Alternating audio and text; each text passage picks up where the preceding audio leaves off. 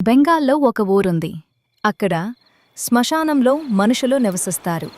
రాత్రిపూట కాలుతున్న చితల మధ్య బూడిద పూసుకుని పుర్రెలు చేతిలో పట్టుకుని కొందరు సాధన చేస్తారు. వాళ్ళని అఘోరాలు అంటారు. ఆ ఊరి పేరు తారాపీఠ్. ఈ రాత్రి కథ చావు అంటే భయపడని మనుషుల గురించి మరియు వాళ్ళు వెతుకుతున్న శక్తి గురించి. హెడ్ఫోన్స్ పెట్టుకోండి, లైట్ ఆఫ్ చేయండి. కానీ ఒక్క విషయం, ఈ కథ మనసు దృఢంగా ఉన్నవాళ్లే వినండి. తారాపీఠ్ పశ్చిమ బెంగాల్లో ఉన్న ఒక చిన్న ఊరు. అక్కడ తారాదేవి ఆలయం ఉంది. కానీ ఆ ఆలయం కంటే దాని వెనక ఉన్న శ్మశానం ఎక్కువ ప్రసిద్ధి. ఎందుకంటే ప్రపంచంలోని అఘోరాలంతా ఏదో ఒకరోజు ఇక్కడికి వస్తారు. ఇది వాళ్ళకి పవిత్ర స్థలం. అఘోరాలెవరో తెలుసా? వాళ్ళు శివుని ఆరాధకులు. కానీ మామూలు భక్తులు కాదు. వాళ్ళ నమ్మకం ఒక్కటే, దేవుడు అంతటా ఉన్నాడు. మంచిలో చెడులో, శుభ్రంలో మురికిలో, బతుకులో చావులో. అందుకే వాళ్ళు మామూలు మనుషులు అసహించుకునే వాటిని, భయపడే వాటిని ఆలింగనం చేసుకుంటారు. శ్మశానంలో నివసిస్తారు. చితాభస్మం ఒంటికి పూసుకుంటారు. మనిషి పుర్రెలో భోజనం చేస్తారు. మీకు వికారంగా అనిపించొచ్చు, కానీ వాళ్ళ లాజిక్ వినండి. చావుకి భయపడేవాడు బతుకుని పూర్తిగా అనుభవించలేడు. మేము చావుతోనే జీవిస్తాం. అందుకే మాకు దేని మీద భయం లేదు. భయం లేని మనసుకి మాత్రమే ఆ శక్తి దొరుకుతుంది. ఆ శక్తి ఏంటి? ఇక్కడే కథ చీకటి వైపు తిరుగుతుంది. అఘోరాలు కొన్ని సాధనలు చేస్తారని చెప్తారు. వాటిలో అత్యంత కఠినమైనది శవ సాధన. అర్ధరాత్రి అమావాస్య రోజు శ్మశానంలో ఒక శవం మీద కూర్చుని ఉదయం వరకు మంత్రం చేస్తారు. ఆ సాధనలో శవం మాట్లాడుతుందని నమ్మకం, లేచి కూర్చుంటుందని, సాధకుణ్ణి భయపెట్టడానికి ప్రయత్నిస్తుందని. ఒక్క క్షణం భయపడితే, ఒక్కసారి కళ్ళు తెరిస్తే సాధన విఫలం. కొందరంటారు, విఫలమైన సాధకుడు ఆ రాత్రి తిరిగి రాడని. మధ్యలో ఒక్క మాట, మీలో ఎవరైనా అఘోరాలని ప్రత్యక్షంగా చూసారా? కుంభమేళాలో లేదా ఏదైనా శ్మశానంలో? చూస్తే మీకేమనిపించింది? కామెంట్లో చెప్పండి. మీ అనుభవం వినాలని ఉంది. ఇప్పుడు నిజమైన విషయం మాట్లాడుకుందాం. వీటిలో ఎంత నిజముంది? ఇక్కడ రెండు వైపులా ఉన్నాయి. ఒకవైపు హేతువాదులు అంటారు, ఇదంతా భ్రమ అని. చితాభస్మం, మత్తు పదార్థాలు, నిద్రలేని రాత్రులు ఇవన్నీ కలిసి మనసుని భ్రమల్లోకి నెడతాయని. శవం మాట్లాడటం, లేవటం అంతా ఆ సాధకుడి మనసులో జరిగేదని.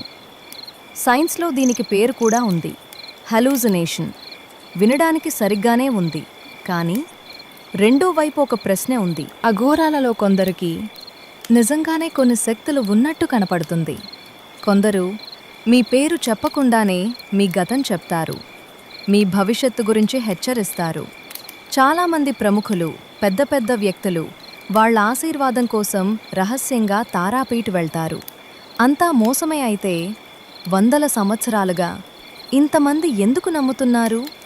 ఇక్కడ నాకొక కథ గుర్తొస్తుంది. కొన్నాళ్ల క్రితం ఒక యూట్యూబర్ అఘోరాలని ఎక్స్పోజ్ చేయాలని తారాపీఠ్ వెళ్ళాడు కెమెరాతో. అంతా మోసం అని నిరూపించాలని.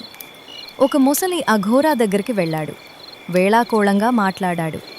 ఏదైనా చూపించు, నమ్ముతాను అన్నాడు. ఆ అఘోరా చాలాసేపు అతని వైపు చూశాడు.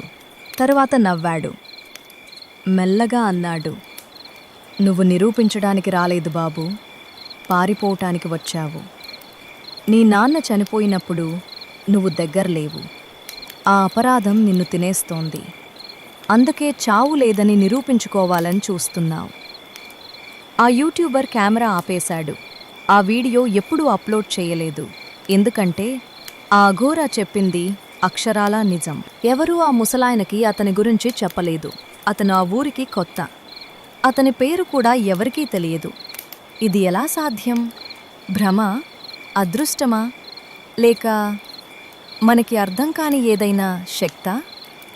సమాధానం నా దగ్గర లేదు. బహుశా ఎవరి దగ్గరా లేదు. కానీ ఒక్క విషయం మాత్రం నిజం, అఘోరాలు డబ్బు అడగరు, కీర్తి కోరరు. వాళ్ళకి మన ప్రపంచంతో పనే లేదు. వాళ్ళు వెతుకుతున్నది మనం అర్థం చేసుకోలేని ఏదో. చివరిగా ఈ కథలో నాకు అన్నిటికంటే వణుకు పుట్టించే విషయం చెప్తాను. ఒక పెద్ద అఘోరాని ఒకసారి అడిగారు, మీరు శ్మశానంలో ఒంటరిగా ఉంటారు కదా, భయం వేయదా అని. ఆయన సమాధానం ఇది: శ్మశానంలో నేను ఒంటరిగా ఉండను బాబూ. ఇక్కడ నాతో చాలామంది ఉంటారు, మీకు కనపడరు అంతే. ఆలోచించండి, ఆయనకి భయం లేదు, ఎందుకంటే ఆయనకి మనకంటే ఎక్కువ కనపడుతోంది. మీకేమనిపిస్తుంది? అఘోరాల శక్తి నిజమా లేక మనసు సృష్టించిన భ్రమ? కామెంట్లో మీ అభిప్రాయం రాయండి. మీరు నమ్ముతారా, నమ్మరా? స్పష్టంగా చెప్పండి. ఈ విషయం మీద మీ ఆలోచన తెలుసుకోవాలని ఉంది. మరియు మీ ప్రాంతంలో ఇలాంటి తాంత్రికులు, చేతబడి, బాణామతి కథలు ఉంటే కామెంట్లో రాయండి. బాగా ఇంట్రెస్టింగ్ కథని వచ్చే వీడియోలో చెప్తాను. ఈ వీడియో ఇలాంటి రహస్యాలు ఇష్టపడే మీ ఫ్రెండ్స్కి పంపండి, కానీ భయపడే వాళ్ళకి మాత్రం రాత్రి పంపకండి. నిద్రపోండి ప్రశాంతంగా. శుభరాత్రి.